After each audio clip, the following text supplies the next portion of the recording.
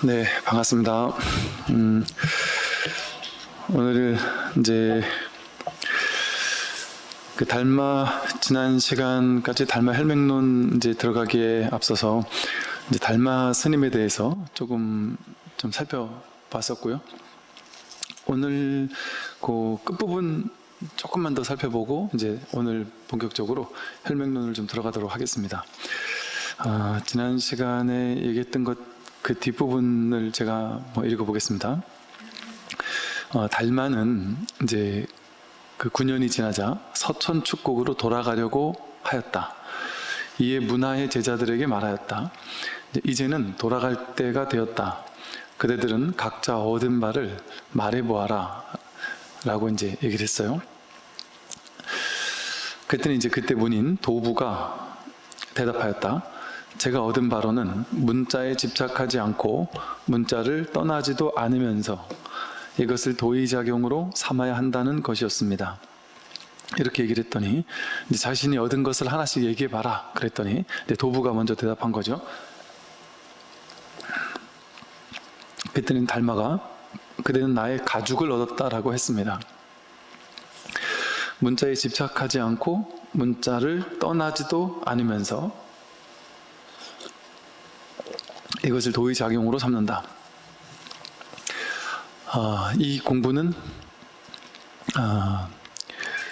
문자로서 방편으로는 문자를 쓸 수밖에 없어요. 언어와 문자를 써서 이 법을 이제 드러내지 않을 수가 없습니다. 그러나 이제 문자를 얘기를 하고 언어로 얘기하더라도 그 언어나 문자에 이 법이 있는 것은 아니죠. 그래서 제가 끊임없이 이 같은 이야기를 반복하고 하더라도 여기서 이제 말이나 문자에 이제 걸려들면 안 됩니다. 이제 여러분들께서 공부할 때 부처님이 그러셨잖아요. 나는 평생을 법을 설했지만 한 법도 설한 바가 없다고 하신 것처럼 제가 계속 이렇게 떠들지만 그 얘기하는 게 있다라고 설한 것이 있다라고 생각하신다면 여러분들은 이제 잘못 공부를 하고 계시는 거죠. 그냥 마지못해서 이 말 저 말 이렇게도 설명해보고 또 저렇게도 설명해보고 말로 도저히 설명할 수 없는 것을 어쩔 수 없이 말로 설명하지 않으면 우리는 이해할 수 없으니까, 즉 우리가 쓸 수 있는 도구는 이 분별밖에 없거든요. 근데 이 공부는 분별이 아닌 무분별지고 무분별심이란 말이죠. 그러니까 이 분별이 아닌 이 자리는 분별의 도구를 가지고 설명할 수가 없죠. 그러니까 분별 가지고 무분별을 어떻게 설할 수가 있겠어요? 무분별은 말 그대로 분별이 없는 건데, 그럼에도 불구하고 이거를, 그러니까 옛날 스님들은 어쩔 수 없이 죽비를 딱딱딱 치던지 손가락을 하나 들어 보이든지 뜰 앞에 잣나무라고 하든지 그냥 설명을 하지 않았단 말이에요. 설명하지 않고 법을 딱 직진심에서 곧바로 드러내 보였단 말이죠. 근데 이제 그렇게 하는 것은 좀 발심이 충분히 되어 있고 좀 공부 자세가 되어 있고 준비가 되어 있는 사람에게는 그 방편이 잘 먹힐 수도 있겠지만, 그렇지 않은 사람에게는 이게 너무 불친절한 방법이 될 수 있죠. 그래서 우리가 그동안 선을 너무 어렵게 생각했고 선은 우리 같은 근기 낮은 사람은 못하는 건가 보다, 이제 그렇게 우리가 생각하기 쉬웠습니다. 그 이유가 이건 말이 아닌데 말로 접근하니까 그러니까 제가 하는 말이 어찌 보면 모순투성이에요. 모순투성이. 부처님의 중도라는 말 자체가 모순이거든요. 이 중도라는 말이 금강경에서 말하듯이 하되 함이 없이 해야 되는 거예요. 열심히 해야 되죠. 이 공부를 해야 됩니다. 열심히 공부 안 하면 그냥 평생 중생 아니겠어요? 그러니까 발심을 해서 공부를 해야 돼요. 근데 공부하는 방법은 없어요. 그리고 하는데 또 하면 안 된단 말이에요. 그 하는 공부가 아니에요. 이게 이미 되어 있는 공부지, 완성되어 있는 것이지. 그래서 하면은 어긋나는 거예요. 하면은 어긋나는데 그러다 또 안 해도 안 된단 말이에요. 이게 중도예요. 중도. 우리 분별은 이렇게 해라 아니면 하지 마라 해가지고 갈지 말지를 명확하게 규정해 주거든요. 분별에서는. 그럼 가라 이러면 가면 되고 서라 이러면 쓰면 된단 말이에요. 열심히 해라 이러면 열심히 하면 거기에서 원하는 결과를 얻을 수 있단 말이죠. 근데 이 공부는 서울에서 서울로 가는 거거든요. 산 정상에 도착한 사람이 이미 내가 정상에 도착해 있다라는 사실을 깨닫는 공부예요.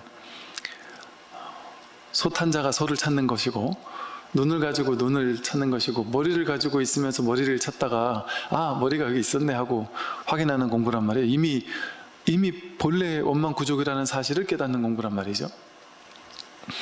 그러다 보니까 이거는 할 필요가 없단 말이에요. 근데 또 안 하면 안 돼요. 이게 중도예요, 중도. 그러면 우리는 해도 안 되고 안 해도 안 되니까 가슴은 뭔가 확 막히는데 뭔가 이걸 확인하고 싶긴 한데 방법이 없으니까 어디로 갈 곳이 없잖아요. 바깥으로 찾아갈 곳이 없단 말이에요. 목표 지점이 없으니까. 여기니까 여기. 목표가 여기니까. 그러니까 여기서 저기로 가는 게 아니란 말이에요. 불이법이니까. 그러니까 이러지도 못하고 저러지도 못한단 말이죠. 분별이 콱 가로막힌단 말이에요. 생각과 분별이 탁 가로막힌다. 그래서 나는 머리로는 이제 할 수 있는 게 없어요. 유의 조작으로는 할 수 있는 게 없습니다. 그러니까 생각이 쉬고 머리가 쉬고 그냥 들을 뿐이에요. 그냥 이 법문을 들을 뿐이지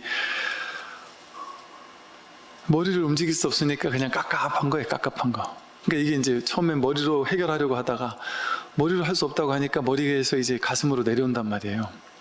그러니까 막 답답하고 알고 싶은 이 먹고 하고 이게 뭔가 하고 궁금은 한데 이걸 머리로 막 풀려고 했다가 머리로 안 되는구나. 분별로는 안 되는구나. 생각, 언어, 문자 이런 걸로는 안 되는구나. 그러니까 머리가 탁 막히니까 답답하고 깝깝하고 알고는 싶은데 지금까지 알려고 했던 모든 방식은 머리를 굴리면 해결이 됐었단 말이죠. 공부를 하면 해결이 됐고 원인을 제공하면 결과를 얻을 수 있었는데 이 공부 딱 하나만은 이 인류의 모든 사람들이 하는 모든 것 가운데 이 공부 딱 하나만 이렇게 하는 공부예요. 길 없는 길을 가는 공부고 이 중도라는 게 이제 아주 낯선 거예요. 그래서 우리 일반인들에게는 분별밖에 모르는 중생들에게는 이 중도의 공부가 무분별지로 가는 공부가 너무 낯선 거예요. 한 번도 가보지 않은 길이니까. 한 번도 해보지 않은 방식인 거죠. 열심히 해서 결과를 얻어야 되는데 결과가 이미 드러났는데 그걸 본인이 모를 뿐이니까 열심히 할 수가 없단 말이에요. 그래서 이거 이제 가나선에서는 이것을 이먹고 하고 화두를 드는데 이 화두가 이제 확 의단동로가 되어서 화두가 딱 맺혀가지고 머리로는 풀면 안 된다고 하니까 이게 나중에 이제 머리에서 궁금하다가 나중에 가슴으로 내려온다. 그래서 이 가슴으로 내려온다는 게 무슨 말이냐면 의단이 동로돼서 의정이 돈발한다 이러거든요. 그게 이 가슴에 이 화두가 감정화되는 거예요. 답답함. 머리는 이제 뭐 할 수가 없으니까 머리는 이제 쉬어버리고 그냥 가슴이 답답한, 가슴이 꽉 막히는, 이렇게 이러지도 못하고 저러지도 못하는 의식이 도무지 어떻게 할 수 있는 게 하나도 없는, 그래서 손발을 탁 놔버린단 말이죠. 수단, 방법, 어떤 인과 이런 모든 노력을 탁 놔버린단 말이죠. 그랬을 때 문득 이 무분별지라는 이 본래 늘 갖추고 있었던 이 참된 진실이 드러난다 하는 것이죠. 그런데 이 문자로 얘기할 수 없고 언어로 말할 수 없는 것을 어쩔 수 없이 사람들이,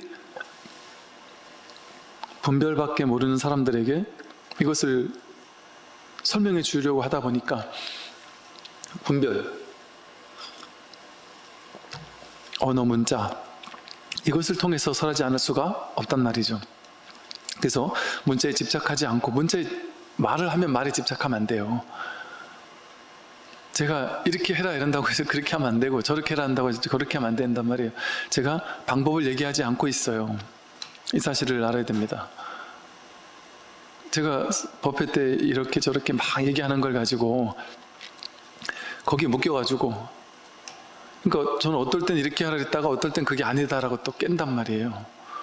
어떨 땐 또 이런 얘기를 하다가 그게 또 아니라 한단 말이에요. 어떨 땐 뭐 교리적으로 뭐 윤회에 대해서 막 설명을 하고 전생은 어떻고 얘기를 하다가, 또 어떨 때는 윤회 같은 거 없다 이렇게 얘기한단 말이에요. 어떨 땐 방편을 얘기하다가 어떨 땐 이 본질을 짚어주기도 한단 말이죠. 그러니까 들을 게 없는 거예요, 사실은. 어느 말도 집착해서는 안 된단 말이에요. 말을 통해서 말 너머에 말로 표현할 수 없는 낙처를 보이는 거거든요. 낙처를 가리켜 보이는 거거든요. 그러니까 문자에 현혹되면 안 된다. 그래서 문자에 집착하지도 않고, 또 그렇다고 문자를 떠나지도 않아요.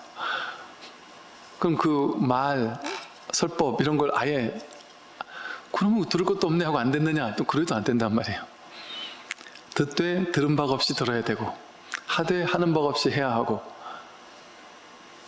이게 이 정도의 공부예요. 그러니까 이거 어떻게 하겠어요? 할 게 없어요. 그러니까 이게 속편한 공부예요. 속편한 공부. 진짜 쉬운 공부예요. 다른 거는 열심히 갈고 닦아야 되잖아요. 열심히 갈고 닦아서 그 결과를 얻어야 되잖아요. 그러면 그쪽에 능력 있는 사람은 더 열심히 해가지고 더 빨리 얻겠죠? 능력 없는 사람 못 얻겠죠? 이 공부는 그 결과는 이미 자기에게 다 드러나 있어요. 그러니까 그 결과를 얻기 위해서 열심히 할 필요도 없고, 그것도 열심히 안 해도 안 되고, 그러니까 그냥 법에 기울이는 거예요. 귀 기울이는 거예요. 자등명, 법등명. 자기를 보고 법을 보는 거예요. 법에 관심을 기울이고 자기에게 관심을 기울이는 거예요. 그러니까 할 수 있는 게 아무것도 없이, 손발이 딱 묶인 것처럼, 은산철벽에 딱 갇힌 것처럼 할 수 있는 게 아무것도 없이 그냥 법문에 귀 기울이는 것, 이것밖에 내가 할 수 있는 게 없잖아요. 없어요. 그 옛날 부처님도 그랬고 선사 스님들도 그랬고, 공부하는 방법, 유일하게 방법이라고 말할 수 있다면 먼저 이 법을 깨달은 선지식에 법문에 귀 기울이는 거, 이거밖에 없다는 거예요. 그래서 뭐 임주 스님, 임재 스님, 마조 스님, 달마 스님 전부 다 하는 말이 시급히 스승을 찾아라. 그것뿐이다. 시급히 스승을 찾아서 그 스승 곁에 머물러라. 그 속에서 법문을 들어라. 그거예요. 근데 이 선이 지금 요즘 같은 이런 그 인터넷 시대, 이런 시대를 위해서 등장한 수행이에요. 이게 지금 필요한 수행이에요.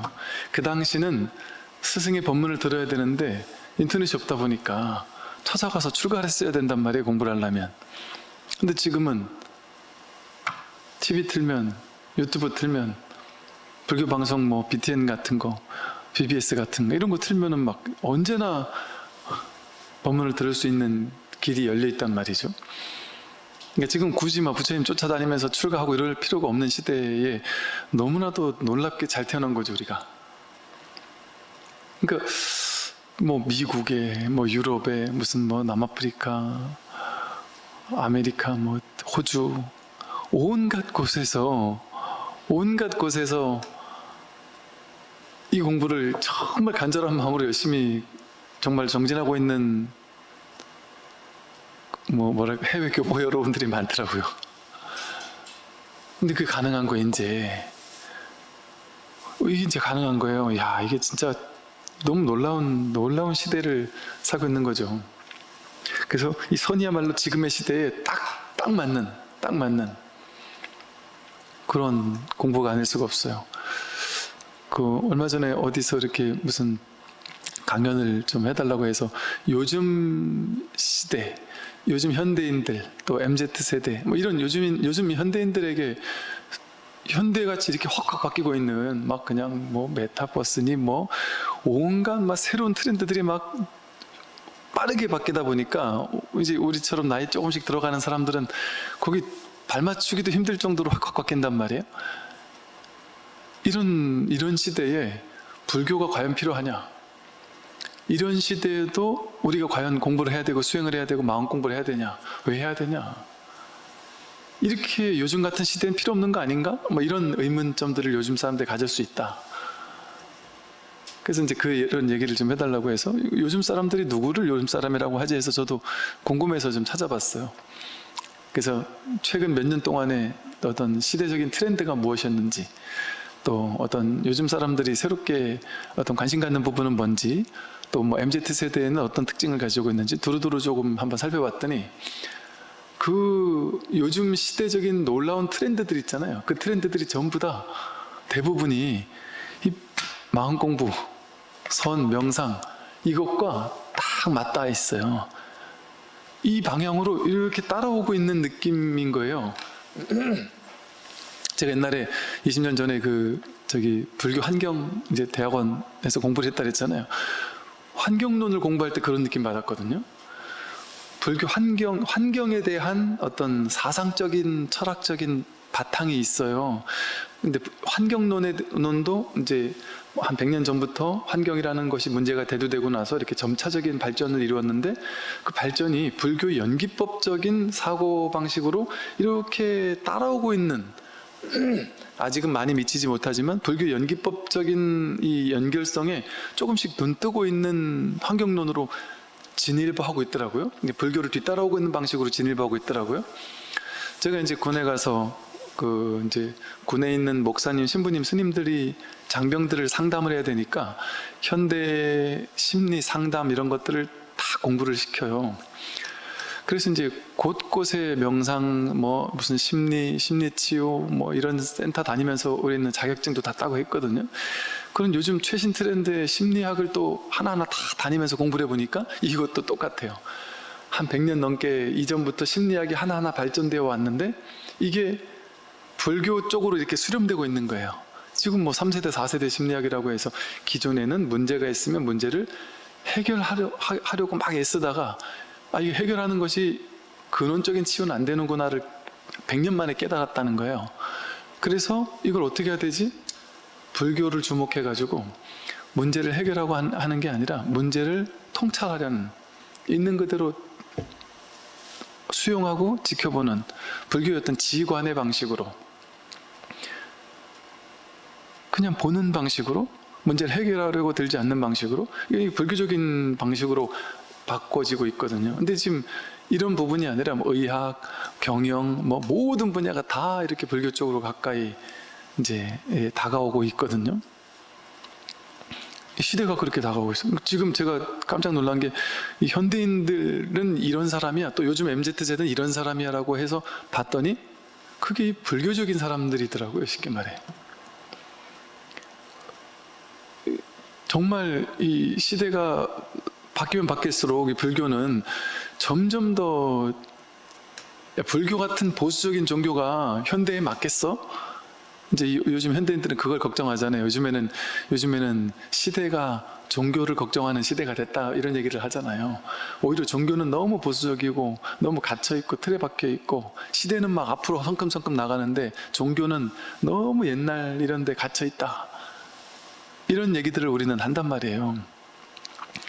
그거는 종교적인 문화, 종교적인 어떤 틀에 갇혀있을 때 그렇게 되는 거예요. 그러니까 불교의 정신은 어느 틀에도 갇히지 않는 거잖아요. 불교 그 자체에도 갇히지 않는 게 불교예요. 놀랍게도. 불교는, 금강경 보세요. 불교는 불교가 아니다. 불법은 불법이 아니다. 이름이 불법일 뿐이다. 그럴 때 바로 그게 진짜 불교다. 불교라는 틀에 갇혀 있으면 그건 불교가 아니에요. 그러니까 진정으로 불교 신자는, 누가 불교 신자냐? 나 수계 받아가지고 여기 이렇게 계율 받고 나는 불교 신자입니다 이렇게 얘기하고, 그런 게 불교 신자가 아니에요. 부처님의 핵심이 뭐예요? 괴로움과 괴로움의 소멸이라 그랬잖아요. 부처님이 불자만 만나러 다녔습니까? 모든 사람을 다 만났어요. 부처님은 타종교 상관없이 모든 사문들, 모든 바라문들 다 만나서 모든 계층 할 것 없이 평등하게 다 만나서 그들의 괴로움을 해결해 줬어요. 그게 끝이에요. 심지어 타종교 엄청난 재력가인 장군이 그 타종교에 엄청나게 후원을 많이 하는 사람이었는데 그 지역에 부처님이 처음 가서 그 지역 사람들이 전부 다 부처님께 귀의를 하면서 그 장군이 시하 장군이라는 사람이 부처님을 이렇게 존경하고 믿고 따르게 돼서 자기 종교를 버렸어요. 버리고 저는 불교를 개종하겠습니다. 그러니까 딱 개종을 했어요. 그러니까 불교에 엄청난 후원을 했어요. 근데 이랬더니만 그 당시 자인화교 신자였는데 불교로 개종을 한 거예요. 그랬더니 그 지역에 있는 자인화교 그 성직자들, 그러니까 사문들에게 엄청난 후원을 했단 말이에요, 시하 장군이. 그러니까 시하 장군이 불교로 넘어와 버리니까 자인화교 교세가 확 무너지는 거예요. 부처님이 시하 장군을 불러서 불교 교단에만 보시하지 말고 자인화교에도 전에 너가 자인화교를 열심히 믿었으면서 후원했던 것처럼 자인화교에도 똑같이 후원을 해주고 그 수행자들에게도 보시를 하고 공양을 해주십시오 하고 부탁을 하거든요. 왜? 불교는, 부처님은 불교라는 어떤 그 종교를 창시했다거나 이런 게 아니에요. 부처님의 본뜻은 괴로움과 괴로움의 소멸이에요. 불자들의 괴로움만 소멸해 줄게 이러시는 분이 불교 부처님일까요? 내가 기독교인이면 어떻고 천주교인이면 어떻고 종교가 없으면 어때요? 이슬람교를 믿으면 어때요? 괴롭다면 괴로움을 해결해 주는 게 이 불교의 목적이에요. 존재 이유이고 그게 부처님의 뜻이었고 괴로움 소멸 그게 전부예요. 내가 괴로움 소멸시켜 줄 테니까 너 불교로 개종해 이런 얘기 안 한단 말이에요. 개종하면 하는 거고 뭐 말면 많은 거고. 그래서 그 괴로움과 괴로움의 소멸을 이 길 이게 제일 중요한 거란 말이죠. 근데 아무리 세상이 바뀌고 현대화되고 한달에도 모든 사람의 목적은 뭐겠어요? 괴롭지 않는 거예요. 진정한 행복을 찾는 거거든요. 진정한 행복, 평화, 자유. 그리고 생사에서 벗어나는 거. 죽음이 두렵지 않은 거. 미래가 두렵지 않은 거. 왜냐하면 인간의 근원적인 괴로움은 두려움이거든요. 두려움. 미래가 막연히 두렵거든요. 누구나. 늙을까봐 두렵고 병들까봐 어느 날 갑자기 병들어 죽을까봐 두렵고 갑자기 죽게 될까봐 두렵고 내 사랑하는 사람들이 또 죽게 될까봐 두렵고 죽고 나서 지옥 갈까봐 두렵고 다음 생에 어떻게 될까가 두렵고 코로나 걸려 죽는 게 아닐까? 백신 맞고 죽는 게 아닐까? 뭐든지 두려운 거예요 그냥. 그 근원적인 두려움을 없애지 못해요. 분별의 사고방식으로 세상을 사는 동안은. 그래서 한번 이 분별에서 벗어나는 체험이랄까? 이 공부를 통해서 진짜 내가 누군지를 한번 확인하고 나야 이 근원적인 좀 안심.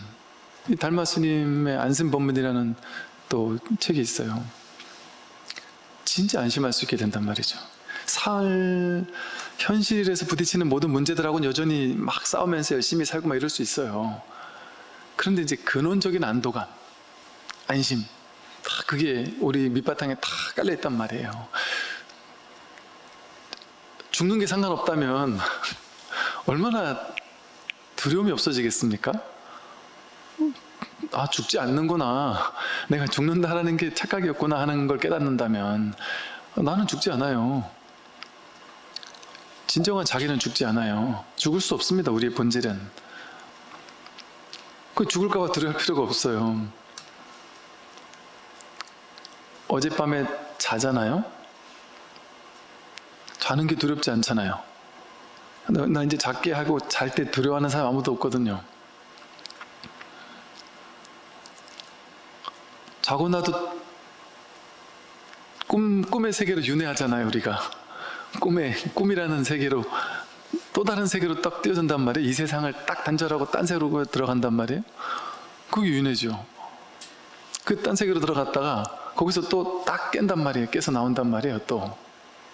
그러면 아침에 눈을 딱 뜨자마자 우리는 어제, 그제 계속 있던 세계가 그대로 있는 거지 하고 생각하잖아요. 분별하고 생각하지만 사실은 아침에 눈을 딱 뜨자마자 여기서 내 눈앞에 내가 분별하고 있는 세계가 여기서 내가 지금 눈앞에서 만들고 있어요. 눈앞에서 창조돼요. 항상 세계는. 인류 역사가 뭐 2천억 몇 조년이 있었든 몇 천억 년이 지났든 그런 일이 없단 말이에요. 지금 내 눈앞에서 지금 여기서 이 현실이 있는 거예요. 잠자는 게 두렵지 않은 것처럼 죽는 거나 잠자는 거나 똑같지 않을까요? 죽는 거나 잠자는 거나 뭐가 다르겠어요? 이 몸을 나라고 고집하고 있는 동안은 내가 죽는 게 내가 없어지는 것 같이 느껴지겠지만, 이 몸이 내가 아니고 느낌, 생각, 의지, 의식, 내 몸과 마음이 내가 아니구나라는 자각이 생긴다면 이거는 왔다 가는 거구나. 이건 왔다 가는 거구나. 여러분 성격 왔다 가잖아요. 느낌, 감정 왔다 가잖아요. 생각들 다 왔다 가잖아요. 가치관 다 왔다 가죠. 계속 변해 가잖아요. 몸도 왔다 가고, 몸도 건강했다 아프기도 하고, 젊었었다가 늙기도 하고. 옛날에 그 몸 지금 없거든요. 옛날에 그때 그 느낌, 감정, 성격 많이 다 바뀌었단 말이에요. 근데도 변하지 않고 그때도 나라고 하고 지금도 나라고 하는 이게 있단 말이에요. 그게 진짜 자기지. 모양도 없고 빛깔도 없지만 이렇게 아는 이놈이 진짜지. 이 몸과 마음이 진짜 내가 아니다.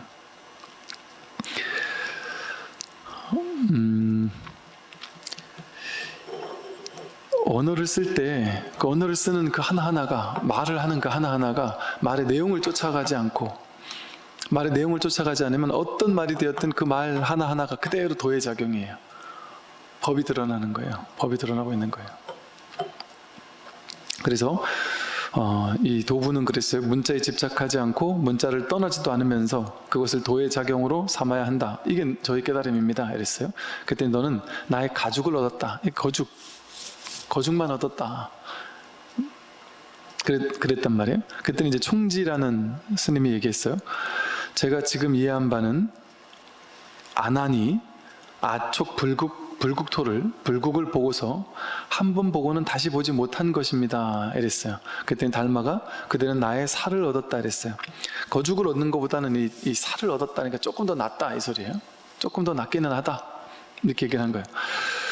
아까 앞에는 그냥 이 법에 대해서 그냥 자기가 어찌 보면 좀 정리해서 머리로 아는 느낌? 이런 느낌이라면 이 경우에는 아난인 존자가 아촉 불국, 부처님 국토, 국토가 바로 부처예요. 이 부처를, 진리를, 법을 한 번 봤단 말이에요. 한 번 봤는데 그러고는 그다음 다시 못 봤단 말이죠. 이게 이제 쉽게 말하면 우리 선에서 깨달음의 단계를 얘기하고 있는 시부도에서 본다면 이게 이제 소 뒷궁덩이를 한번 쓱 본 거겠죠. 소 뒷궁덩이를 한번 딱 봤단 말이에요. 그래도 소를 본 거예요. 그러니까 법을 한번 보긴 봤단 말이에요. 보긴 봤는데 확실히 보지도 않고 이걸 확 이제 내가 개합되지는 않은 채 그냥 소 뒷궁문을 한번 봤단 말이에요. 그러니까 이거를 예를 들면 일별했다 내지는 뭐 초견성했다 뭐 예를 들면 이렇게 말할 수도 있겠죠. 그러니까 한번 문득 이 자리를 확인했다 이렇게 얘기할 수 있을 거예요. 아마 조금 내가 한번 확인한 것 같다, 조금 확인한 것 같다, 뭐 이런 식의 느낌이 오는 때가 있단 말이죠. 근데 그때가 시작인데 그때 이제 입문을 했기 때문에 그게 시작이라 이제부터가 공부 시작할 수 있는 사람인 거예요. 입문한 거예요. 견성은 대단한 거 아니에요. 견성은 도인 아니에요. 견성. 성철 스님도 맨날 그러시잖아요. 견성했다고 도인 아니다. 그래서 일부러 좀 무리수를 더 가시면서 뭐 몽중이려, 뭐 숙면이려, 무슨 그런 세 가지 일여가 되지 않으면 완전한 깨달음 아니니까 공부 더 해야 된다 이렇게 얘기하셨단 말이에요.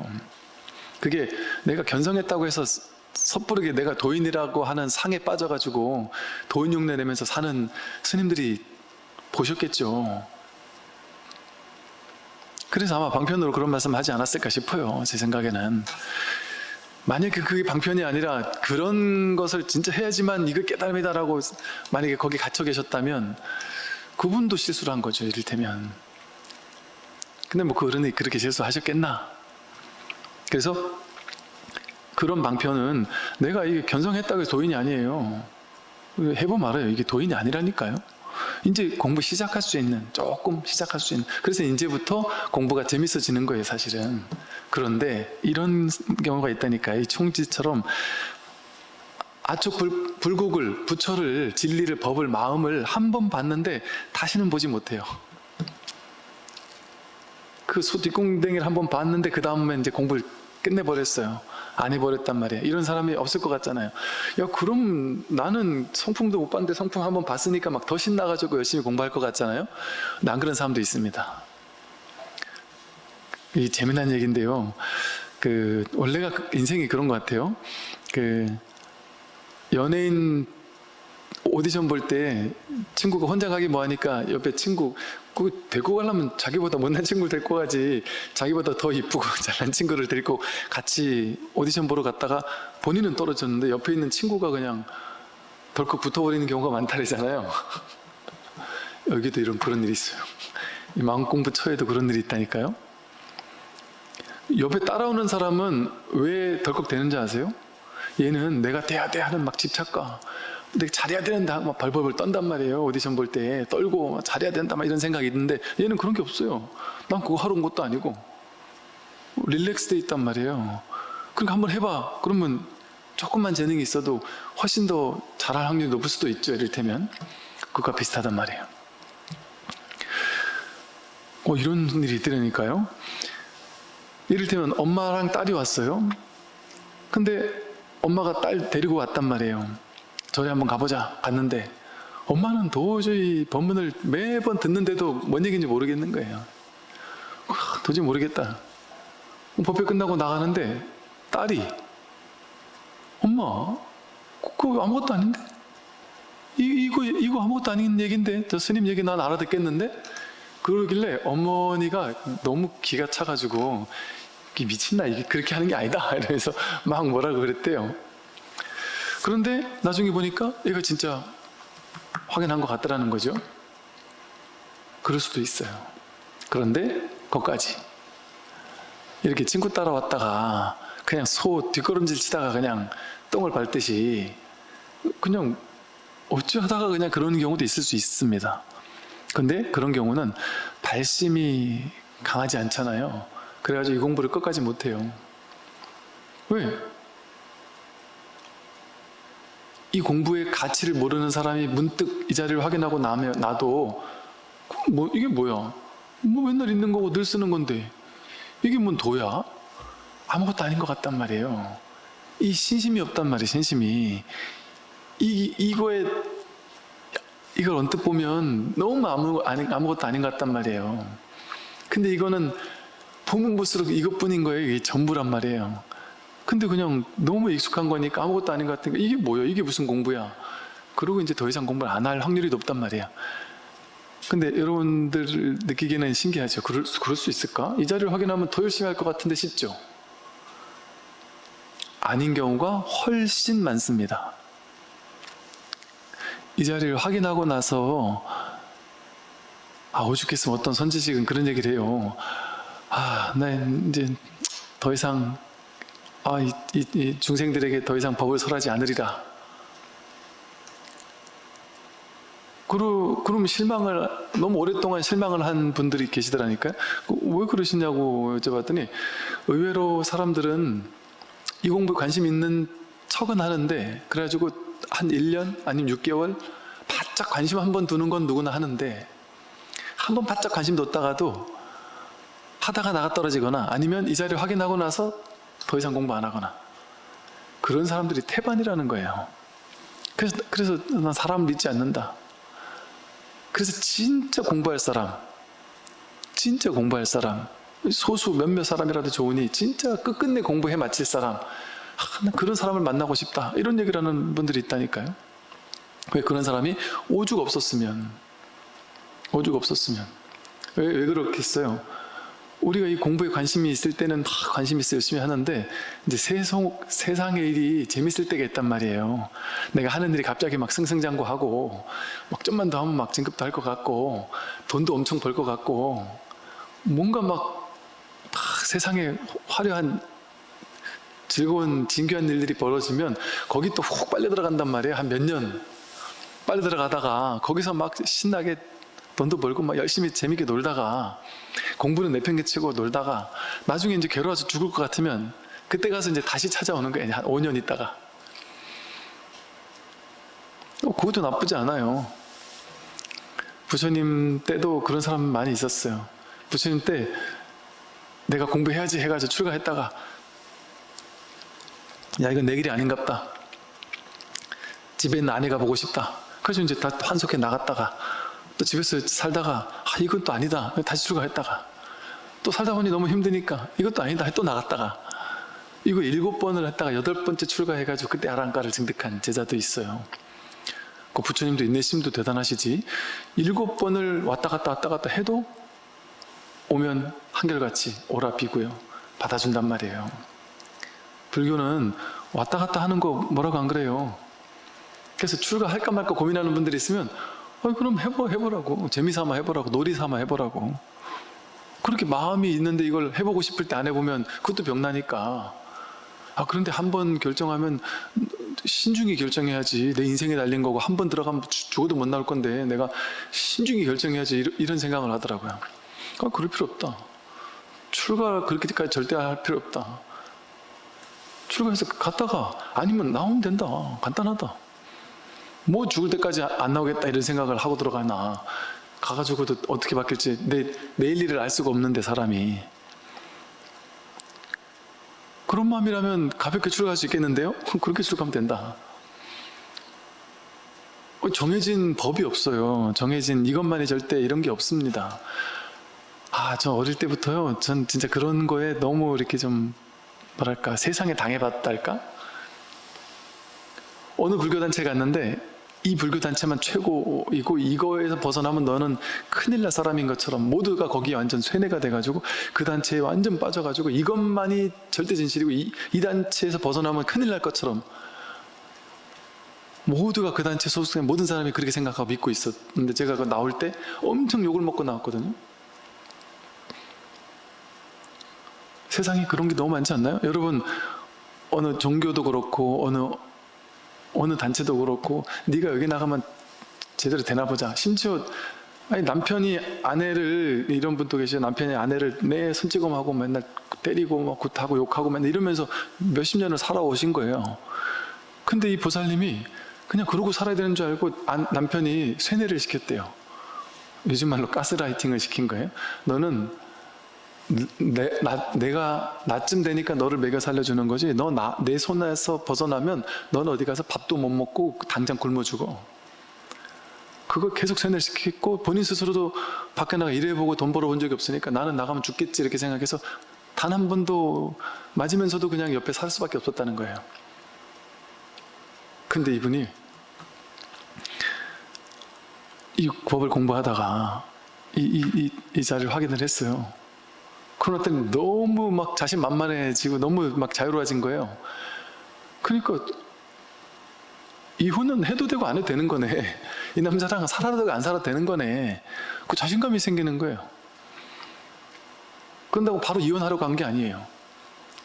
상관없네. 나는 무엇을 선택해도 되는 사람이네. 나는 어디에 매여도 되지만 매일 필요가 없는 사람이었네. 자유로운 사람이었네. 나는 어디에도 본래부터 내가 구속되지 않았네 하는 걸 깨달았어요. 그래서 남편한테 당당하게 할 말 다 하고 그동안 내가 당신 잘못한 거는 얘기하고 한 번 더 당신이 손찌검 했다가는 내가 나간다. 똑바로 해라. 내가 안 믿으려면 마음대로 해라.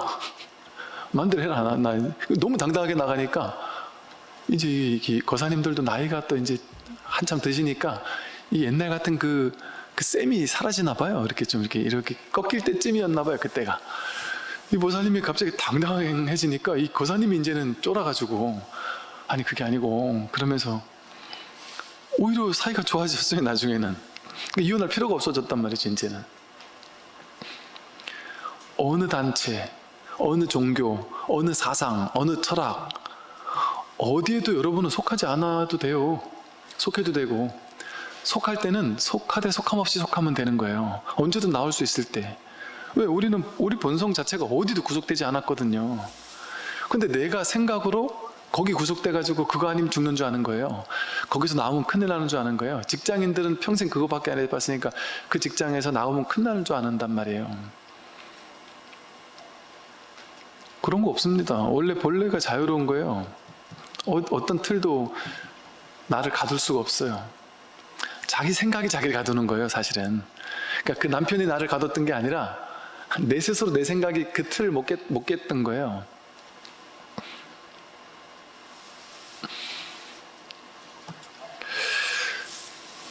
그래서 그곳에서 이렇게 탁 벗어나 보고 나면, 아, 이게 진짜 자유구나. 진짜 자유구나. 진짜 자유를 깨닫게 돼요. 진짜 자유로워야 되는 거예요. 모든 것으로부터의 자유. 모든 것으로부터의 자유. 이게 진짜 자유예요.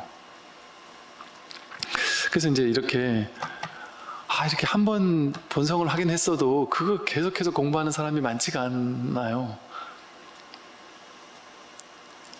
그래서 이게 정진 바람이 끊임없이 내가 천천히 가더라도, 여러분도 부디 내가 단박에 한 몇 달 안에 이거 공부 끝내버리고 나 이제 자유롭게 내가 열심히 살 겁니다, 그렇게 생각하시지 말고, 내가 더뎌 가도 좋으니, 천천히 가도 좋으니, 내가 이 한평생, 왜 이 공부가 제일 중요하니까, 이건 내 인생이니까, 자기를 깨닫는 공부니까. 그러니까 이 공부는 죽을 때까지 해야 되는 거예요. 이거는 이거 잠깐 했다가 내가 소신에 내가 원하는 자리까지 딱 가고 나면 난 또 이제 세상 가서 세상 일 할 거다. 세상 일 하면 돼요. 세상 일 하면서 이 공부를 할 수 있단 말이에요. 더 자유롭게 걸림없이 공부를 할 수 있어요. 그래서 이렇게 문득 한번 이 자리를 확인했다 하더라도 거기서 멈춘 사람들이 많아요. 그래서 이 자리를 확인한 사람들은 예를 들어 소 털처럼 많아도 이게 원숙하게 원만하게 정말 공부를 익어가는 사람은 소뿔처럼 적다. 또 세상 중생들은 소털처럼 많아도 이 자리를 확인하는 사람도 소뿔처럼 적다. 이런 식의 얘기들을 하거든요. 그래서 이제 나는 살을 얻었다 그랬어요. 그때 이제 도육이라는 스님이 또 말했어요. 사대가 본래 공하고 오온이 있지 않으니 제가 얻은 것은 한 가지 법도 얻을 것이 없다는 것입니다, 라고 했어요. 이제 이 도육이라는 스님은 이 자리를 확인한 거예요. 그러고 나니까 이제 드디어 깨달은 거예요. 아, 지수화풍 사대가, 사대로 이루어진 이 몸이 이게 본래 공한 것이구나. 오온이 본래 있지 않은 거구나. 색, 수상, 행식, 몸뚱아리, 내 몸뚱아리가 내가 아니구나. 생각, 느낌, 의지, 의식, 이게 내가 아니구나. 이건 인연 따라 왔다 가는 거구나. 인연이 모였다 흩어지는 거구나. 이거는 그냥 이게 진짜 내가 아니구나라는 거를 이제 깨달았단 말이에요. 이렇게 소를 찾고 소를 키워가지고 소를 잘 키웠단 말이에요. 보임을, 우리 견성 후 보임을 잘 원만하게 했단 말이에요. 그래서 소를 잘 키우다 보면 모구자 진울 스님을 스스로 모구자라 그랬잖아요. 보임 수행을 하고 있다는 거예요. 이 법을 잘 키웠단 말이에요. 잘 키우고 나면 시부도에 보면은 한 8번째인가 소도 사라지고 자기도 사라져요. 소가 사라지고 자기도 사라져요. 법이라는 것도 사라져요. 내가 사라지고 법이 사라진단 말이에요. 그럼 그때 이제 더 이상 한 법도 없는 거예요. 법이라는 찌꺼기가 남아있지 않단 말이에요. 그러니까 이 도육은 이렇게 얘기를 했어요. 사대가 본래 공하고 오온은 있지 않으니 제가 얻은 것은 한 가지 법도 얻을 것이 없다는 것입니다. 이게 이제 공부가 원만해진 거예요. 여기가 이제 쉽게 말하면 시부도에서 한 8지쯤 되는 거 자리겠죠. 근데 이제 달마가 말했어요. 그렇게 얘기를 했더니 그대는 나의 뼈를 얻었다. 이 살갗을 얻은 게 아니라 뼈를 얻었다. 그러니까 정말 중요한 것을, 더 중요한 것을 정말 확실히 얻었구나. 이제 이렇게 칭찬했단 말이죠. 근데 이제 마지막으로 해가 대사가, 달마의 법을 해가가 이었죠. 이걸로 때문에 해가가 법을 잇게 된 거예요. 해가 대사가 나와서 마지막으로 달마 스님에게, 스승에게 삼배를 올렸어요. 삼배를 올리고 그 자리에 이렇게 서 있었어요. 그랬더니 달마가 이렇게 말했어요. 그대야말로 나의 골수를 얻었구나. 그래서 이 해가를 돌아보면서 이렇게 말했습니다. 옛날 열애께서 정법 안장을 가섭에게 부촉하신 이래로 대대로 이어지다가 나에게로 이르렀다. 내가 이제 해가 그대에게 부촉하니, 법을 부촉하니 그대는 잘 지키고 간직해야 한다. 아울러 나의 가사도 그대에게 함께 주어서 법에 대한 믿음으로 삼도록 할 것이다. 그것들이 상징하는 바가 있음을 알아야 한다. 이렇게 이제 설하면서 법을 해가에게 전해줬어요. 이게 뭐겠어요? 이 해가는 이제 쉽게 말해 시부도에서 결국에 마지막까지 가면은, 이 공부의 마지막 끝까지 가면은 결국은 삶 속으로 다시 들어가는 거예요. 시부도의 마지막에 가면 다시 도시로, 다시 그 시내로 이렇게 되돌아가는 장면 이렇게 나오거든요. 다시 삶으로 돌아오는 거예요. 이 불교는 삶을 버리고 떠나는 게 아니에요. 다시 삶으로 돌아오는 공부예요. 그래서 현실을 사는 거예요. 현실을 최선을 다해 사는 거예요. 괴로움 없이 현실을 사는 거예요. 즐겁게 유희산매로 어디에도 집착하는 바가 없이 걸림없이 현실을 사는 거예요. 현실을, 주어진 삶을 행복하게 사는 거예요. 그러니까 삶을 떠나는 종교가 아니라 삶 속으로 되돌아오는. 그런데 이제는 산은 산이고 물은 물이었는데, 산은 산이 아니고 물은 물이 아니었지만 다시 산은 산이고 물은 물이 된단 말이에요. 그냥 똑같이 현실에 들어와서 현실을 우리와 똑같이 동사섭해서 사는 거예요. 그러나 그 이전과는 완전 달라진 거죠. 괴롭지 않게 사는 거예요. 생로병사라는 괴로움이 더 이상 나를 뒤덮지 않고 자유롭게 산단 말이죠. 이게 우리 공부하는 목적이에요. 그럼 그냥 일거수일투족이 그대로 법이에요. 법이 따로 있지 않아요. 모든 것이 그냥 법과 둘로 나뉘지 않는단 말이에요. 법이 있다거나 법이 없다거나 이런 것도 필요가 없어요. 그냥 삶이 있을 뿐이에요. 그래서 법화경에서는 이 공부의 핵심을 제법실상이라고 했어요. 제법실상. 제법, 일체 모든 것들은 그대로 실상이다. 그대로 진실이다. 총목볼이다. 눈에 보이는 모든 것이 전부 다 볼이 깨달음 아닌 것이 없다. 전부 다 이 법밖에 없다.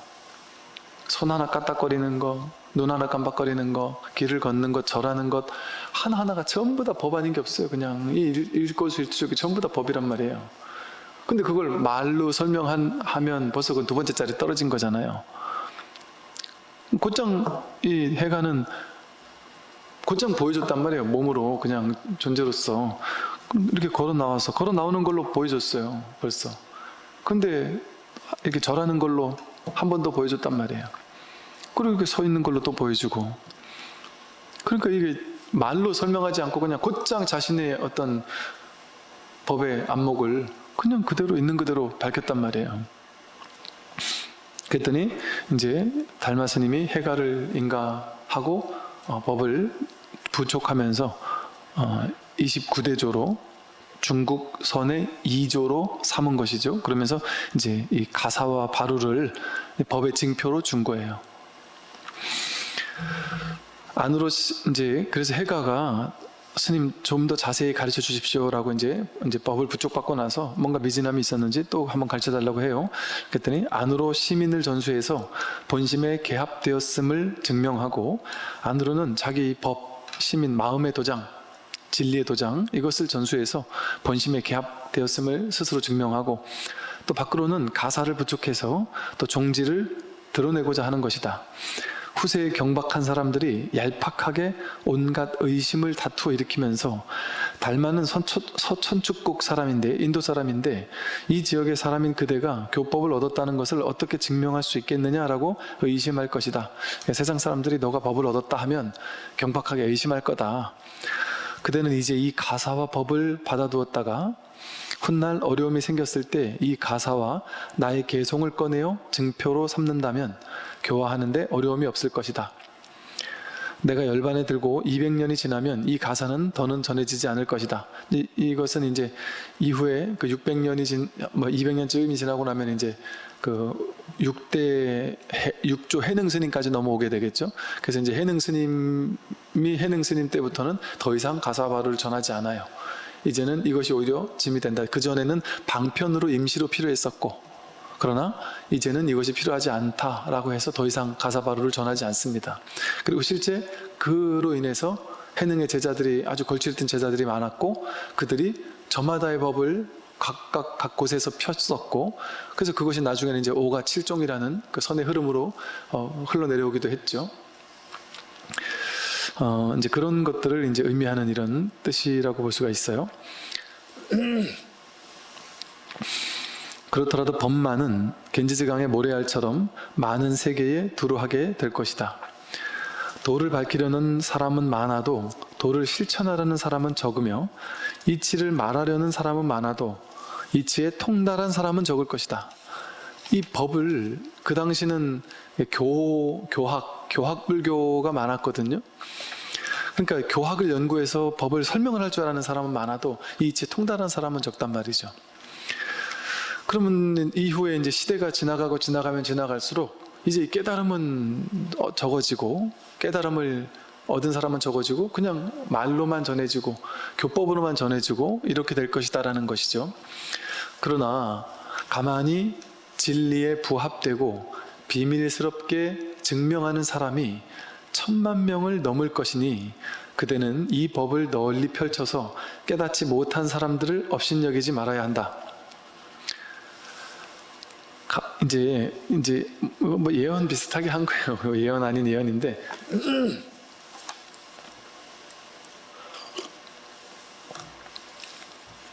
결국에 가서는 너가 열심히 이 법을 전하고 펴라, 전법을 하라는 건 것이죠. 그렇게 된다면 결국에 나중에 가서, 그게 언제가 될지 모르겠지만 나중에 가서 많은 사람들이 이 법에 개합을 해서 법의 진리에 부합되고 비밀스럽게 증명하는 사람들이 생긴단 말이에요. 이건 비밀스럽게 증명하는 거예요.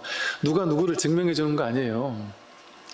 물론 증명해 주는, 인가해 주는 뭐 그런 시스템이 있기도 하지만 굳이 그런 시스템에 가서 의지할 필요가 굳이 없단 말이에요. 자증자호 한다 그러잖아요. 자증자호. 스스로 증거가 될 수 있단 말이에요. 남들을 찾아가서 내가 진짜 깨달은 게 확실한가? 물어볼 정도가 된다면 아직 불확실한 거예요, 본인이. 그럼 본인은 남들 찾아가서 내가 애매하니까 확인 받아가지고 그거 맞아 이러면은 야 신난다 하고, 맞나보다 이러고, 아니야 이러면 가슴 아파하고, 그러면 그게 무슨 진짜 깨달음이겠어요?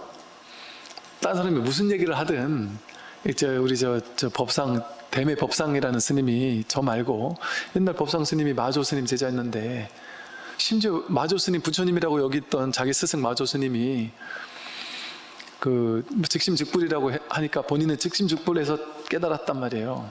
그래가지고 저 산골짜기 혼자 들어가서 공부하면서 즉심즉불을, 이 공부를 하면서 이제 원만하게 읽어갔단 말이에요.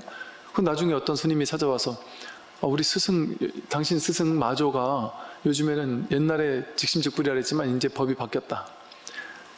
즉심즉불보다 한 단계 더 높은 법이 있었던 거다. 뭐 이런 식으로 이제 얘기를 했단 말이에요. 그때 마조가 끌려가지 않아요. 그래 말이나 해봐라. 뭐냐? 요즘에는 마조가 즉심즉불 안 한다. 마음이 곧 부처다 이런 얘기 안 한다. 마음도 아니고 법도 아니다 이런다. 비신비불이다 이렇게 얘기한단 말이에요. 그들이 저 대매 법상스님이 그래요. 그 노인네 변덕이 죽을도 타는구만. 그 노인네는 계속 비신비불 하라래라. 나는 막 그냥 즉심즉불이다. 그런단 말이에요. 이걸 잘 알아야 돼. 이게 자기 법 하나 한 걸 딱 쥐고 있으면서 여기 집착하고 고집하라는 얘기가 아닙니다. 이 스승을 비난한 것도 아닙니다. 즉심즉불과 비신비불이 다르지 않아요. 자기 스스로 자증자호하고 나면 뭐라고 해도 상관없어요. 즉심즉불도 상관없고 비신비불도 상관없고, 맞다고 해도 상관없고 틀렸다고 해도 상관없어요. 스승이 증명해줘도 상관없고 증명 안 해줘도 상관없어요. 그러니까 뭔가 그래도 내가 인가받아야 안 되나 싶다면 아직 공부해야 될 때인 거예요. 그냥 공부 꾸준히 하면 된단 말이에요. 부족한 줄 알고. 근데 나도 모르게 공부를 계속 하다 보면 저 법문하는 내용과 또 옛날 그 선어록과 내 마음이 다르지 않다라는 거를 이제 이심전심이구나 정말 이런 것들을 느끼게 된다니까요. 임재어록, 마주어록 같은 이런 것들을 이렇게 읽으면서 야 정말 어쩜 이렇게 저 마음이 내 마음이지? 그 정말 저 마음이 내 마음이다 이런 이 진짜 이심전심이구나 이런 게 느껴져요. 그런데 아무리 유명한 책이라도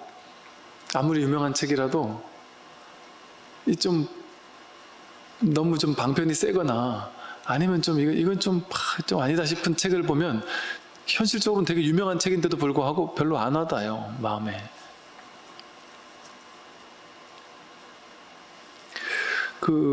이렇게 막 하여간 열심히 뭐 갈고 닦아야 한다 뭐 아니면 뭐 어떻게 해야 된다 오랫동안 앉아가지고 정말 뭐 열심히 공부해야 된다 이렇게 옛날 스님들 그랬다 이제 그런 책들을 보고서는 뭔가 앉아서 오랫동안 좌선해서 갈고 닦아야 하고 눕지 않고 잠들지 않아야 하고 뭐 왜 그러나 모르겠어요. 잠은 푹 자면서 하면 돼요. 뭐 잠까지 못 자가면서 공부를 해요. 깨어있을 때 멀쩡한 정신으로 하면 되지. 잠까지 우리 수험생도 아니고 잠은 보약이라잖아요. 잠은 푹 자는 게 보약이에요. 그 옛날에 저희는 어릴 때 절집안에서 있다 보니까 절집안에 뭐 문화는 인정을 하는데 잠을 많이 자면 이건 죄인 같았단 말이에요. 왠지 제 느낌에 막 새벽에 일어나가지고 앉아야 될 것 같고 그래야 올바른 수행자 같고. 근데 저는 이게 새벽에 3시에 일어나서 예불을 하고 나면 아이고 아침 날 셀 때까지 한 2시간이 남는데 그 시간에 앉아서 딱 참선을 하든지 경전 공부를 하든지 이러면 진짜 멋있는 수행자일 것 같은 거예요. 그 당시 압박감에. 그냥 못하겠는 거예요 그거를. 그래가지고 예불 끝나고 나서 내려오면은 바로 이불 쓰고 들어가서 한 1시간 반 잔단 말이에요. 근데 이거 한 1시간 깼다가 예불하고 나서 들어가 다시 자잖아요. 그럼 더 못 인나겠어요. 진짜 죽도록 못 인나겠어요 아침에. 그 느낌이 너무 싫긴 한데 이게 잠을 못 이기게 되겠더라고요. 그러면서 속으로 자꾸 이렇게 죄의식 같은 잠에 지는 어리석은 수행자인 것 같은. 그것도 자기가 만든 틀이에요 틀. 잠을 적게 자야지만 수행자인가요? 몇 존지 제가 까먹었는데 어떤 스님이더라? 이 조사 스님 중에 달마보다 한참 앞대 조사 스님 그 얘기 몇 번 했잖아요.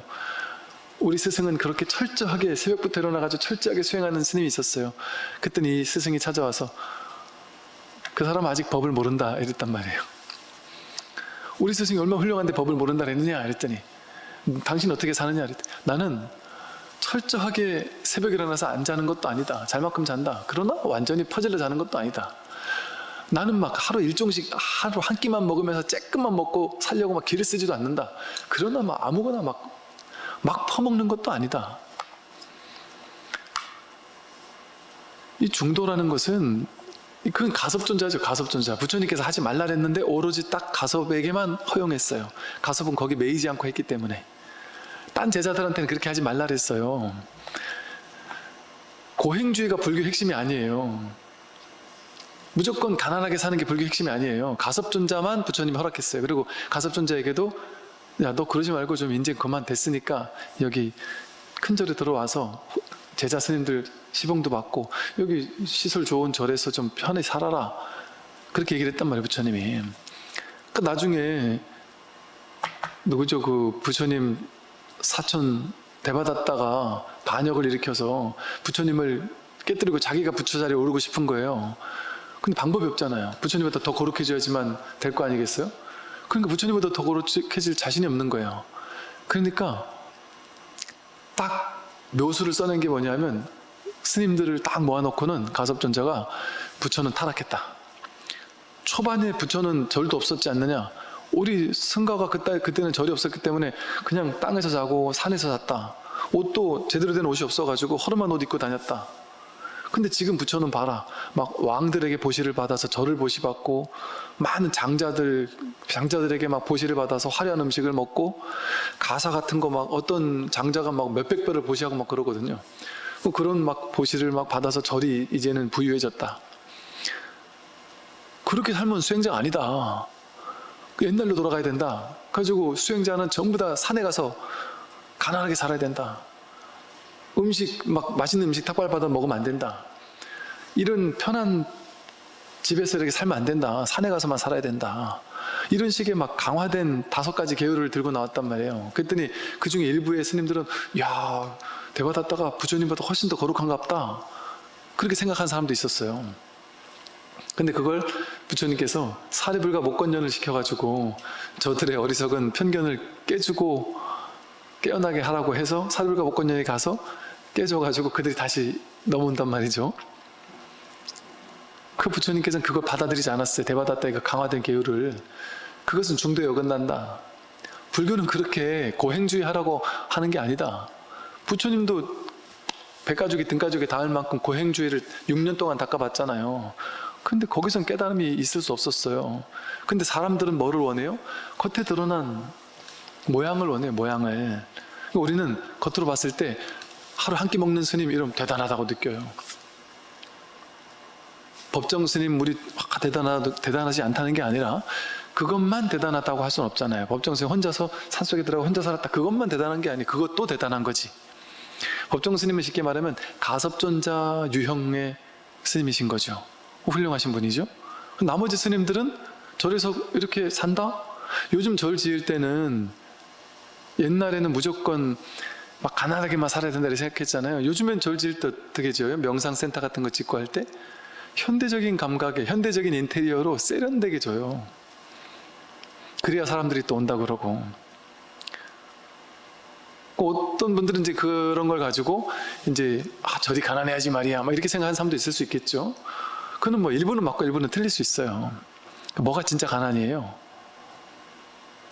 청빈의 정신이 가난이지 물질적인 가난만이 절대적인 가난이 아니에요. 분별을 막 쥐고 있다면 그건 진정한 가난이 아니에요. 분별을 내려놓는 게 그게 진정한 가난의 정신이죠.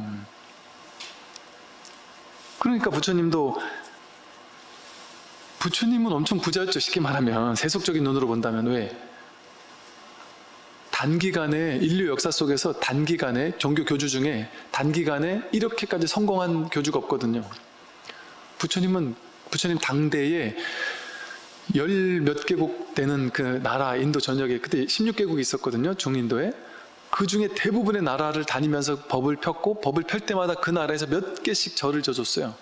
임금들이 절을 몇 개씩 져주고 장자들이라 해서 경제인들이 절을 막 져주고 막 보시를 서로 막 하겠다고 하고 그래가지고 경전에 보면 절 이름만 엄청나게 등장을 하거든요. 엄청 많았으니까. 당대에 성공을 거두신 분이에요. 부처님은. 그래서 여러분이 이제 제가 이 말씀 드린 이유는 여러분도 공부할 때도 마찬가지란 말이에요.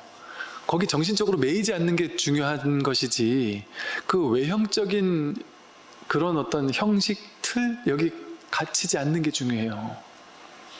형식 틀 외형적인 모양은 어떻게 해도 상관없어요. 여러분이 열심히 하다 보니까 내 복이 많은 사람은요, 복이 없는 사람은 죽으라고 노력해도 돈 못 벌어요. 근데 복이 많고 뭔가 아이디어가 있고 한 사람들은요, 자기가 막 성공하려는 집착이 없는데도 나는 안 할래 하고 그냥 조용히 명상하고 사는데도 명상하니까 오히려 아이디어가 더 번뜩이는 아이디어가 생겨서 더 생각지도 못하는 막 그냥 부자가 될 수도 있어요. 쉽게 말하면 하는 일마다 막 다 잘 되고 그럴 수도 있어요. 애써서 하는 게 아니에요. 그냥 그래 되는 거지. 그러면 불교는 그 사람이 불자다 그러면 불자니까 불교는 무소유만 무조건 좋다고 하느냐? 그게 진리라면 그 사람은 그 돈 벌었지만 다 버려야죠. 굳이 버릴 필요가 없단 말이에요. 있어도 있는 게 아니에요. 있어도 내 게 아니에요. 그냥 내가 살면서 가져노는 거지. 사실은 여러분, 저는 지금 서울, 부산 이거 전체를 소유하고 있는데요. 제가 이 차를 타고 서울로 올라올 때는요, 야, 이거 기가 막히게 고속도로를 이렇게까지 잘 뚫어놨어요. 이곳이 막히면 저쪽으로 가도 되고요. 곳곳에 서울, 부산 오는 고속도로가 얼마나 잘 뚫려 있는지, 얼마나 많은 사람들이 제가 그거 오도록 하려고 그렇게 길을 써가지고 막 그냥 뚫어놨을 뿐 아니라 차 타고 못 올 때가 된다. 그러면 비행기가 또 1시간에 한 대씩 막 그냥 있고요.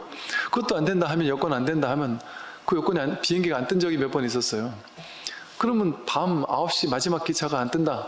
그럼 그 시간에 검색을 하면은 바로 또 용산에 저 서울역에 오면은 부산 가는 기차가 그 새벽에 또 있어요. 그러면 서울역까지, 공항에서요, 서울역까지 급속 지하철로 금방 가요. 그럼 거기서 또 타고 간단 말이에요. 이거 다 내 거예요. 다 내 거 아니에요, 사실? 그걸 실제 KTX 사장님이나 대한항공 사장님이라고 해서 저 다를 게 뭐 크게 있겠어요? 제가 그분보다 더 많이 이용할 수도 있어요. 그 비행기를 더 많이 탈 수도 있어요. 그렇게 타면 그 내 거 아니겠어요, 그거? 그거 어차피 내가 진짜 내 거 해가지고 내가 주머니 넣고 다니면서 그 비행기를 하나하나 고쳐가면서 내 거 아니니까 나는 비행기 고칠 걱정도 안 해도 되고, 비행기 고장나면 살려면 또 돈 들는데 그 돈 벌 걱정 안 해도 되고, 사람도 월급 줄 걱정 안 해도 되고, 아무 때나 가서 맘 편히 타는 게 훨씬 더 주인으로서의 역할을 하는 거 아닐까요? 맘 편하게? 이건 맘 편하게 진짜 주인이 되는 거예요. 그런데 그 사람들은 스트레스 받으면서 주인이 되는 거잖아요. 그럼 세상 이렇게 다 내 거잖아요, 지금 이렇게. 이 세상 저 어디에 가더라도, 인도 저 꼴짜기, 산꼴짜기 저 히말라야를 가도 배고프면 언제든 한 1달러, 2달러, 3달러만 주면은 히말라야 5,500고지에서 5,000고지에서 아주 맛있는 피자를 먹을 수 있어요. 기가 막히게 맛있는 피자를. 몇 달러 안 줘도 밥도 먹을 수 있고요. 어딜 가든 전 세계 곳곳이 다 내 집이잖아요. 그게 진짜 이게 다 자기 거예요. 근데 그걸 실제 소유한 사람이라고 해도 관념으로 소유한 거 아니에요, 솔직히 말하면. 관념으로 내 거다 하는 마음만 있는 거지, 그죠? 내 거다 하는 마음만 있는 거잖아요. 그리고 어차피 비행기 타는 건 똑같아요.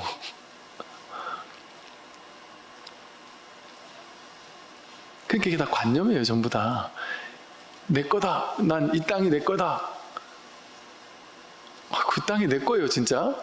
근데 생각으로 이 땅 내 거니까 흐뭇한 마음, 그 마음을 그냥 돈 주고 산 거지. 실제는 그게 내 땅이라도 거기 사람들 왔다 갔다 하는 거죠. 왔다 갔다 하는 사람이 그걸 쓰고 있는 거지. 나는 사놓기만 하고 거기 안 간다면. 그 마음만 내 건 거예요, 그냥 마음만. 생각만.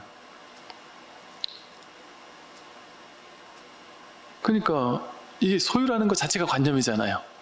이 몸도 내 게 아닌데, 이 몸도 잠깐 왔다 가는 거잖아요. 인연생 인연멸이잖아요. 물질도 다 그렇잖아요. 내 거, 내 돈, 내 회사 전부 다 그렇잖아요. 인연 따라 그냥 잠깐 왔다 가는 거잖아요. 그러니까 그걸 가지고 써도 좋고 안 써도 좋단 말이에요. 그러니까 이 말을 선어록에서는 여러 번 등장을 해요. 이 마음을 깨닫는 사람이라면 하루 저녁에 황금 10,000냥을 써도 좋다. 그 말은 이 돈을 깨닫는 사람은 돈을 펑펑 써라, 이 소리가 아니에요. 그건 그냥 꿈과 같은 거예요. 일어나도 그만, 일어나지 않아도 그만, 있어도 그만, 없어도 그만. 그걸 쓰고 쓰지 않음이 다르지 않은 거예요, 그냥. 이거 그냥 관념으로 우리가 부자다, 가난하다 하고 관념으로 내가 이렇게 붙잡고 있는 거거든요, 전부 다. 왜 그럴까요? 억만장자가 됐어도 그 실제 한다. 스님, 그래도 억만장자는 실제 하는데요? 실제 한들 뭐 하겠어요? 실제 해도 그 억만장자가 됐다고 해서 그걸 가지고 내가 밥을, 그 사람은 뭐 하루에 10끼를 먹어요? 잠을 잘 때 뭐 수십 평 왔다 갔다 하면서 자요? 그 사람은 더 오래 살아요, 우리보다? 죽을 때 되면 똑같이 죽어요. 그거 다 놔두고 가야 돼요. 우리도 놔두고 가야 되고 그 사람도 놔두고 가야 돼요. 억울하게. 우린 덜 억울하잖아요. 가진 게 별로 없으니까. 그런 사람들은 얼마나 억울하겠어요. 그러니까 소유라는 게 사실 관념이죠. 관념이에요, 관념. 관념으로 땅 따먹게 하는 거예요. 그러니까 그 아프리카 인디언들은 그걸 알았다 보니까 아메리카에 있던 인디언들이 유럽 사람들이 와가지고 땅을 사가지고 금을 긋고 내 땅이다 하고 막 그렇게 하는 걸 보고 너무 이해가 안 됐다. 저게 어떻게 내 땅, 네 땅일 수가 있지? 이건 어머니 돼지의 땅인데? 이건 우리 모두의 땅이고 이건 어머니의 땅인데 이건 이 법신의 땅이란 말이에요. 이 법의 땅이란 말이에요. 이걸 어떻게 금고고 네 거 내 거를 할 수가 있지? 그 나중에 인디언 보호구역이라고 만들어서 그 보호구역에다가 복지를 해준다면서 집을 다 만들어가지고 인디언들 한 가족당 넣어줬대요.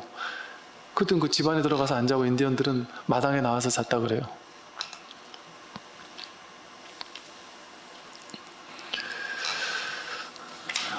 이 달마 스님이 이렇게 얘기하셨어요. 이 진리에 부합되고 비밀스럽게 이 진리를 증명하는 사람이 1000만 명도 넘을 것이다. 이 말은 그 당시 500년, 600년이니까요. 그 당시 1000만 명 모르겠어요. 내가 이걸 누군가가 번역을 잘못한 건지 이 1000만 명이라는 거는 이 말은 아마 이 스님 개념은 그럴 거예요. 모두가 이 소리일 거예요 아마. 모두가 깨달을 것이다 이런 얘기일 것 같아요. 모두가 깨달을 사람이다 이 소리 같아요. 지금 그런 일이 벌어지고 있어요.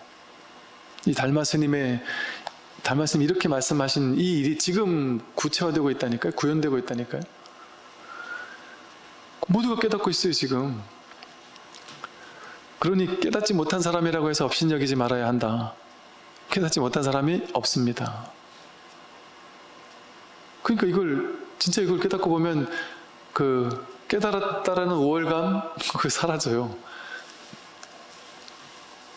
우월감이라는 게 있을 수가 없어요. 명백해지니까, 이 법이 명백해지니까 나 혼자만 가진 게 아니라는 게 명백해지는 거예요.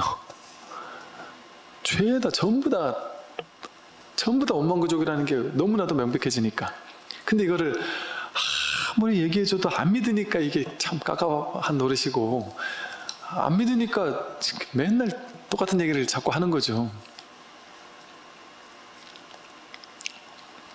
한 생각이 심기를 돌이키기만 하면, 한 생각이 마음의 이 기틀을 딱 돌이키기만 하면 바로 본래부터 깨달은 것과 같을 것이다. 이 간단한 거예요 여러분. 이 공부가, 이 공부는 진짜 어렵지 않은 거예요. 근데 우리가 어려운 이유는 뭔지 아세요?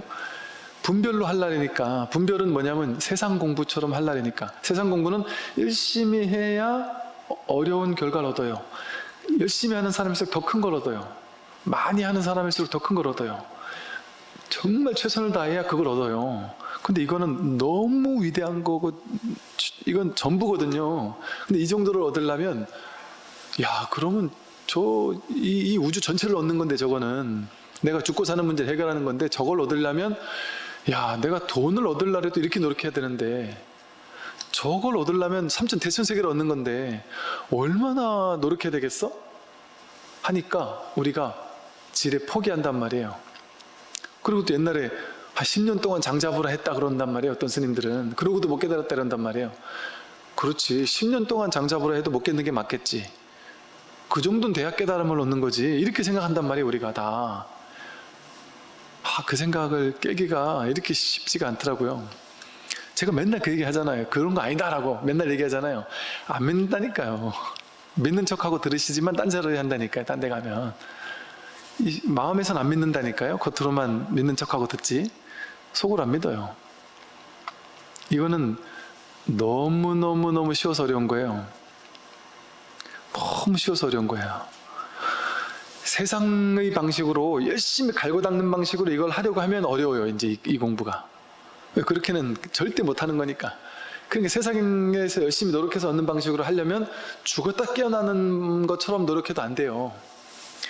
그래서 죽었다 깨어나는 것처럼 노력하다가 안 돼가지고 완전 포기하면 그때 될 수 있을지 몰라도, 그러니까 세상의 방식으로 안 되는 거예요.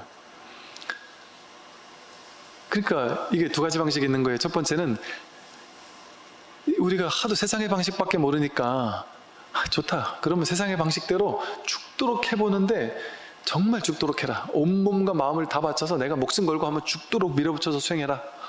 그렇게 한단 말이에요. 그래서 죽도록 10년, 20년, 30년 밀어붙이다가 죽었다 깨어나도 안 되니까 진짜 죽을 것 같아가지고 확 포기하니까 그때 될 수 있어요. 왜? 그때 확 포기할 때는 어떤 거예요? 내가 분별이 가다 할 수 있는 끝까지 갔다가 그냥 탁 놔버리는 거예요. 그냥 분별을. 그러니까 분별이 몰록 놔준단 말이에요. 그러니까 이 자리를 확인하는 거예요. 부처님도 그래서 깨달았단 말이에요. 6년 고행해가지고 인도 전역에 있는 그 어떤 수행자들보다 나같이 고행한 사람은 없을 것이다. 최고의 고행을 했는데도 안 됐단 말이에요. 그래서 고행도 포기하고 선정주의도 포기하고 쾌락주의도 포기하고 다 포기해서 그러나 깨닫고 싶은 마음만 있는데 그 뭘로 깨달았단 말이에요. 그랬더니 그제서야 아신 거예요. 이거는 중도구나, 중도. 고행주의로 안 되는 거구나. 고행주의 세상의 방식이니까 안 되죠. 분별의 방식이니까 안 되죠. 선정주의, 이것도 분별의 방식이잖아요. 선정을 열심히 갈고 닦은 사람만 얻는 게 삼매잖아요. 그 열심히 갈고 닦는 방식으로는 안 되는 거구나. 이걸 아신 거예요. 그래서 갈고 닦을 필요가 없는 거구나라는 걸 깨달아서 그거 하지 마라. 그거 다 극단이다. 이렇게 한 거예요. 선정주의, 고행주의 다 극단이다. 이건 극단이 아니다. 중도다. 이렇게 했단 말이에요. 중도다. 너무 쉬운 거다. 너무 쉬운 거다. 너무너무 쉬운 거예요. 그런데 한 번도 해보지 않은 거라서 어렵다고 느끼는 거예요. 한 번도 해보지 않은 거라서.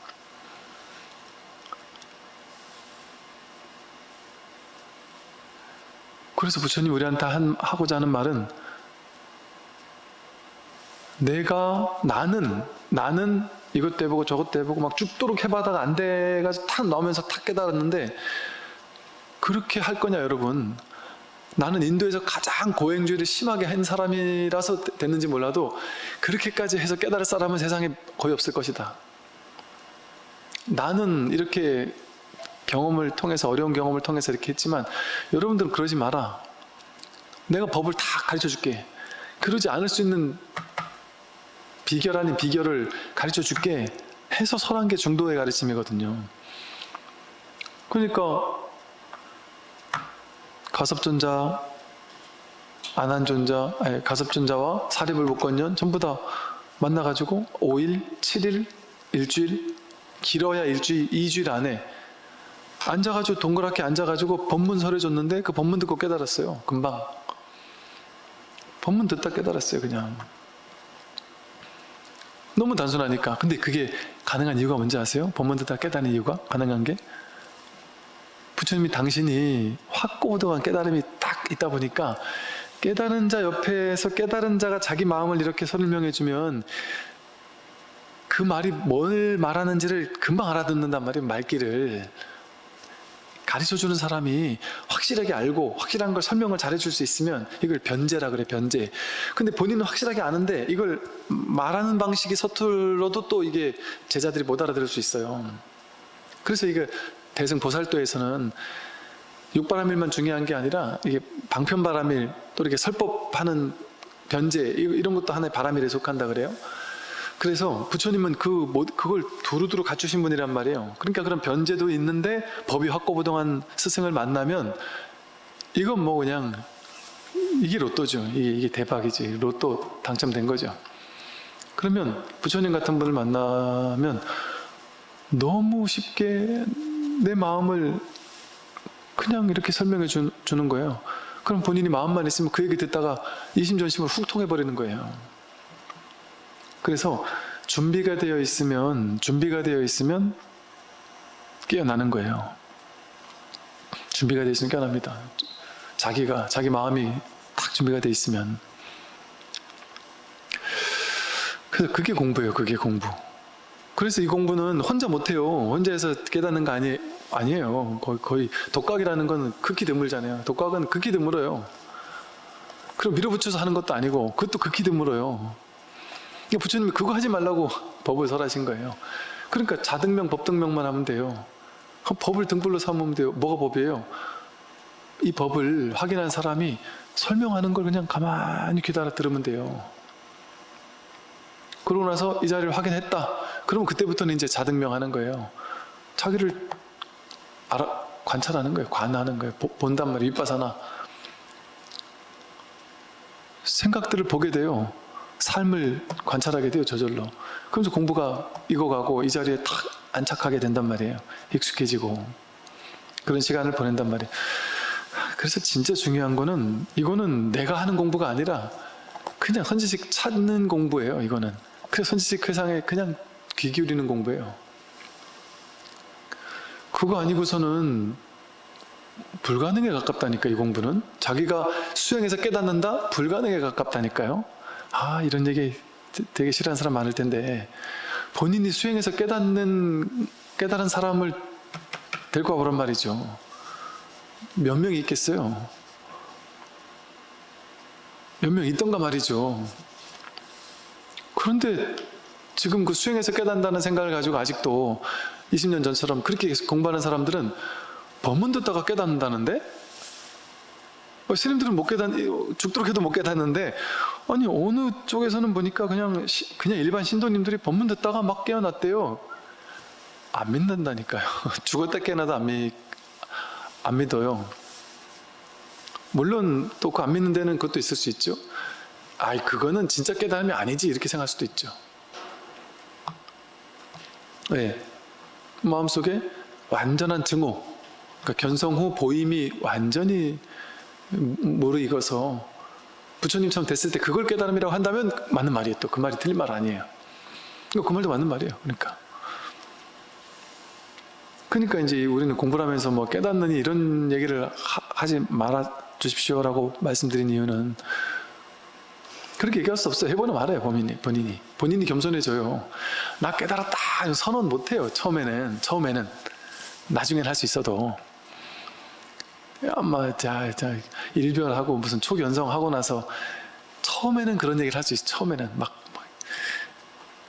그 기운에 모르다가 한번 확인한 그 기운에 그냥 자기가 도인인 것처럼 막 입이 근질근질하고 내가 도인이라는 얘기를 막 해주고 싶고, 이거를 걷잡을 수 없는 그 시기를 잠깐 가질 수는 있어요.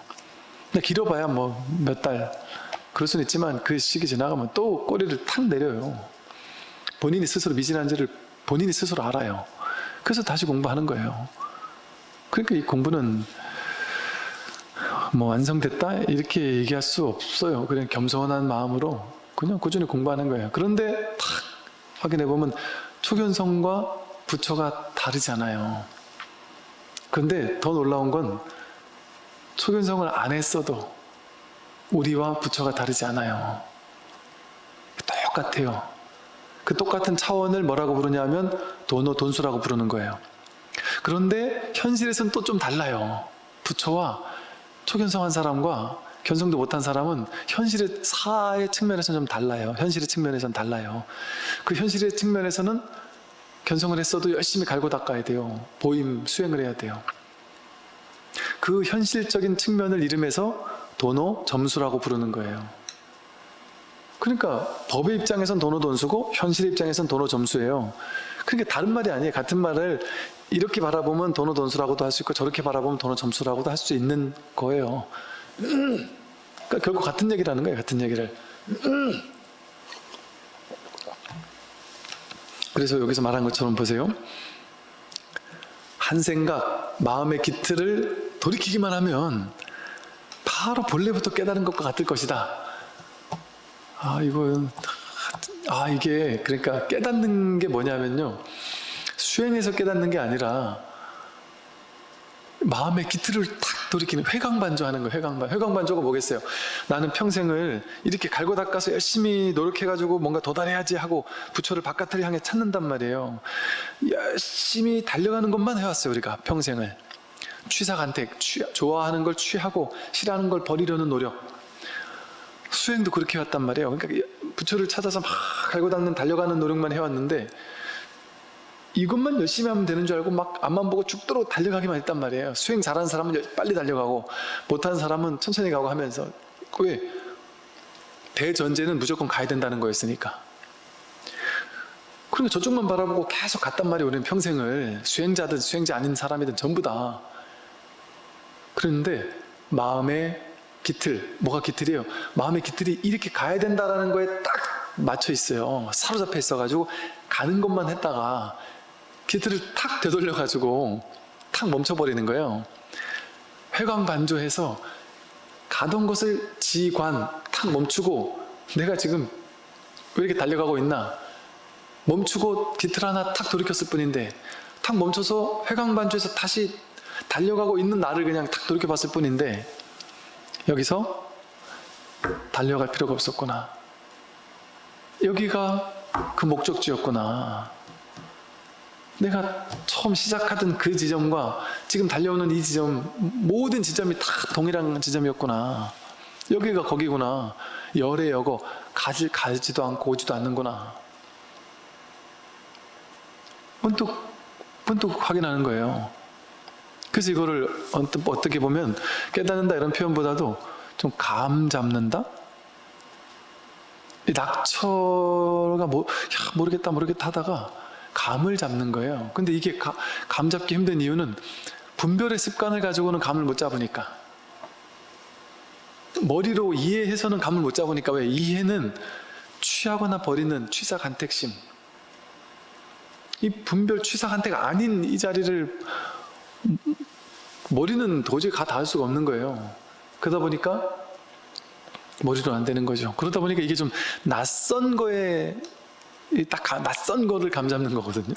낯선 거에 눈 뜨는 거다 보니까 우리가 이게 진짜 모르겠다 아무리 들어도 모르겠다 할 뿐이에요.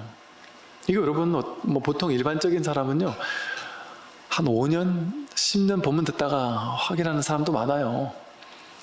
물론 극적인 사람들은 뭐 한 2, 3년 만에 확인하는 사람도 있지만 혹은 몇 개월 만에 확인하는 사람도 있지만 그런데 몇 주 만에 몇 개월 만에 확인하는 사람이라고 무조건 다 좋다고도 할 수 없어요. 5년을 10년 가까이를 이 본문 듣다가 막 좌절도 오고 막 그냥 온갖 힘들게 공부하다가 그때 가서 탁 이 자리를 확인한 사람은 5년 동안 내가 열심히 갈고 닦고 뭔가 발심을 이어가고 막 분하고 했던 마음들이 이렇게 있어가지고 이 공부를 포기 안 하고 계속 그 힘으로 밀어붙이는 힘이 강해서 5년 동안 쌓아왔던 게 보임 공부가 더 빨라질 수가 있어요. 쉽게 말하면. 그러니까 거기서 거기라니까요. 빨리 하려고 애쓸 필요도 없어요. 그런데 몇 달 만에 대번 이 자리를 알고 난 사람은 금방 야, 너 알았으니까 이제 됐네. 귀한 줄 몰라요. 귀한 줄 모르고 딴짓거리 한다니까요. 또 어떤 분들은 그걸 확인하고 나서도 불교를 전혀 불자도 모르다가 이 법문 처음 법문 들은 게 이 법문이어서 이 법문 듣다가 그냥 금방 이 사실을 알았어요. 그랬더니만 그때부터 불교가 너무 좋고 재밌어지는 거예요. 그러니까 이제 불교를 다 알아봐야 되겠다 해가지고 이제 이 선 말고 이제 1학년부터 다시 돌아가는 거예요. 그래서 이것도 뭐 있나? 그래서 또 막 이것도 해봤다가 저것도 해봤다가 연불도 해봤다가 다란이도 해봤다가 능엄주도 해봤다가 또 다시 돌아가가지고 하나하나 다 또 이러는 분도 있더라니까요. 그러니까 뭐 빨리 간다고 좋은 게 아니고 더디다고 해서 나쁜 것도 아니고 그냥 언제나 우리는 부처니까 부처 자리에 있어요 늘. 그러니까 이건 꾸준한 마음으로 공부를 하시면 좋을 것이고요. 그래서 마지막 달말씀이 이렇게 했어요. 나의 개송을 들어보아라. 내가 본래 이제 해가에게 전해주는 마지막 전법계예요. 내가 본래 이 땅에 온 것은 법을 전하여 어리석은 중생을 제도하려는 것이었다.